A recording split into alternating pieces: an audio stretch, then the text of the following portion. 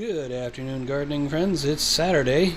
It's Halloween, and I'm back. I had said I was going to get back to this in a couple of days. Well, it didn't quite work out. I got kind of busy in programming, but that's my job, so here we are. I've discovered a couple of things.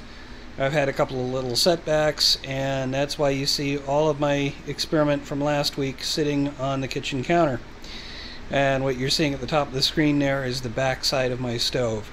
This is about the only place I seem to be able to grow anything. My grow lights basically just died, so the ones I had over sitting on another area there, I was going to try and fix them up. Didn't quite work out. So I know last week's episode was pretty long, so I'm going to try and jump right back into this. What you're looking at here is the experiment I did last week, but it's laid out a little differently because I have different lights. I'm going to go ahead and rebuild what I had here on the countertop. I've got a couple more things to do experiment-wise. What I discovered or realized right after I put everything together last week was that tree seeds, the fruit of the tree, when it falls out, lands on the ground, but it doesn't necessarily bury itself. So I'm going to let this experiment continue the way it is. This is going to be a long-term experiment because the seeds from trees don't tend to germinate like in a week. So I'm expecting this may take a few months. I'll just do weekly updates and kind of let you know, okay, nothing's changed. And I'll try and find other experiments to do.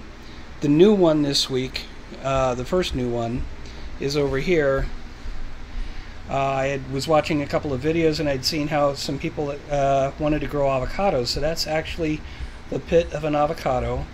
And they suggested, you throw in a few toothpicks and you hang it and you get sort of the bottom of it hanging in water a little bit. I don't know how well you can see.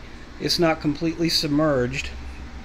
And for the toothpicks, I don't actually use toothpicks, so I had to go out and find some, and the smallest amount I could buy was 600 of them.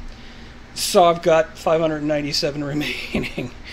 But I've got that one sitting in there, and I've been watching it, and we'll see what develops with that. The other thing I'm going to do is I'm going to correct this experiment. I'm going to set up a few of those seeds, and I'm just going to lay them on top of the soil, sort of in contact with the soil, keep them moist, and see what happens there. So let me go ahead and set that up, and I'll show you. Okay, I'm not sure which ones are which. I don't remember my numbering scheme 1, 2, 3, 4, but they're sitting on the top, so it'll be a little easier for me to figure out. I do have to label these. Don't forget to label your plants, or you may forget what you've got, especially if you have a long row of them like this. So what I've got here is I've got the larger of the two acorns on that one, and this one has the heart-shaped ones, whatever they were, and over here I've got the not heart-shaped ones, but the other one with wings. And over here I have the smaller of the two acorns.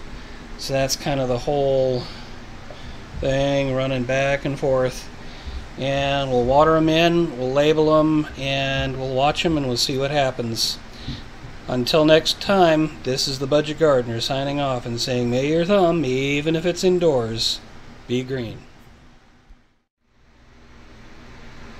Hey folks, it's the next day.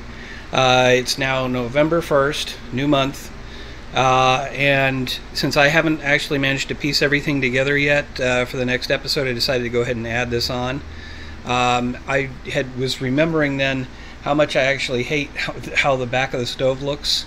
And I had originally had all these pots lined up, and I went into this whole tree thing with all these cups here, the grand experiment, at least for the time being, and I had put all these away because just nothing was growing. Well, I came up with one more idea, and I pulled them out, and I may have another idea. So the red ones that you see there, those will be filled with something, maybe a couple more avocados just right in the center, and then in the little spots here in the yellow, what I'm going to do is I actually sprout, and I enjoy my sprouts with salad.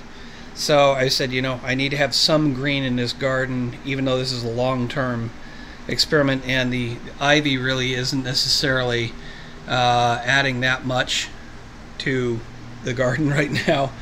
So I'm going to go ahead and put some of my sprouts in there. They will grow up nice and quickly. They'll give me some green. I'll snip them off. I'll end up redoing it a few times. I won't be pulling them out of the soil and trying to eat them that way. So the roots will stay in the soil. But anyway, this is what I enjoy doing. And so this is what I'm going to be doing for now until the next update. And it's the Budget Gardener signing off, saying, may your thumb, even if it's indoors, be green.